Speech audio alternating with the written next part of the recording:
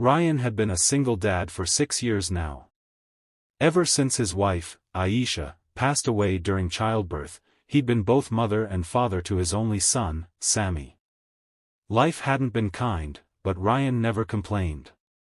He worked 2 jobs, one at a mechanic shop by day and one at a grocery store at night.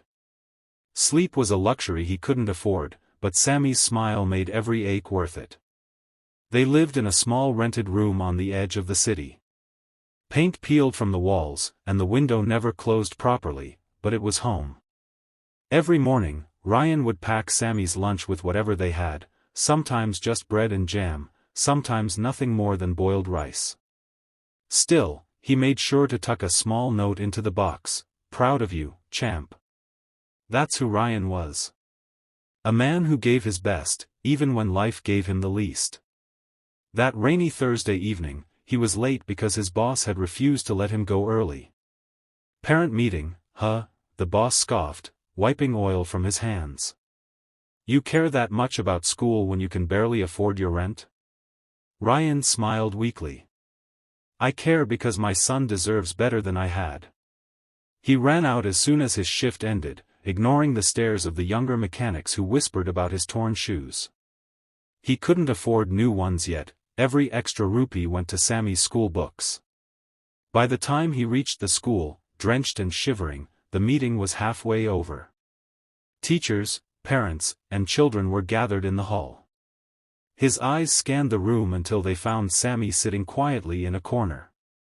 The boy's face lit up the moment he saw his father. "Dad! You came!" Sammy said, running up to him. Ryan knelt and hugged him tight. "Of course, I did, champ.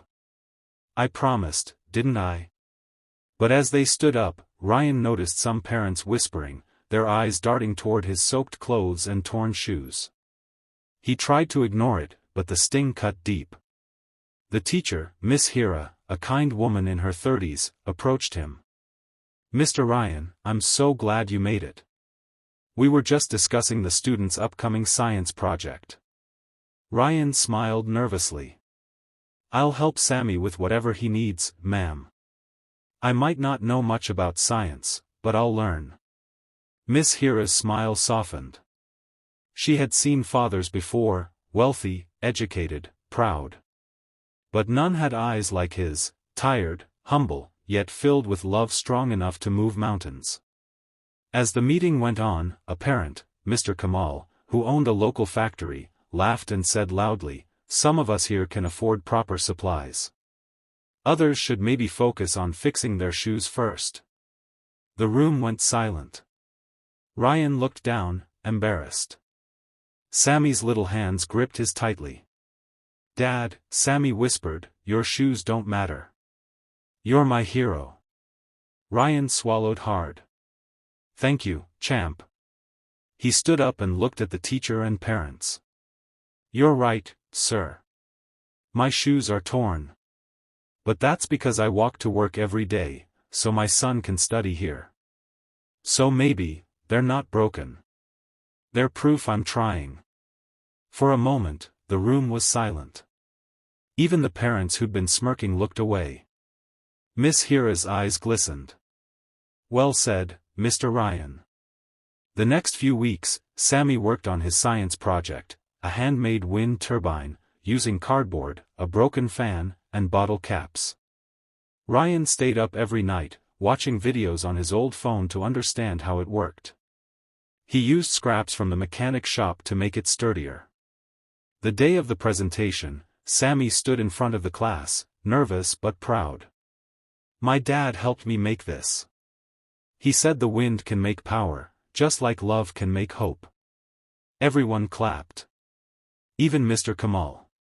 When the winners were announced, Sammy's project won first prize.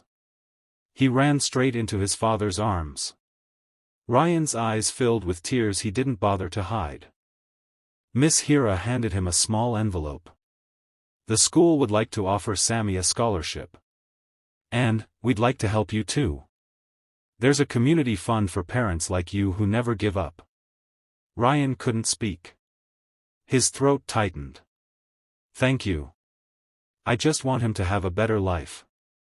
That night, as they walked home, this time under clear skies, Sammy looked up at his father and said, "Dad, when I grow up, I'll buy you new shoes." Ryan laughed softly.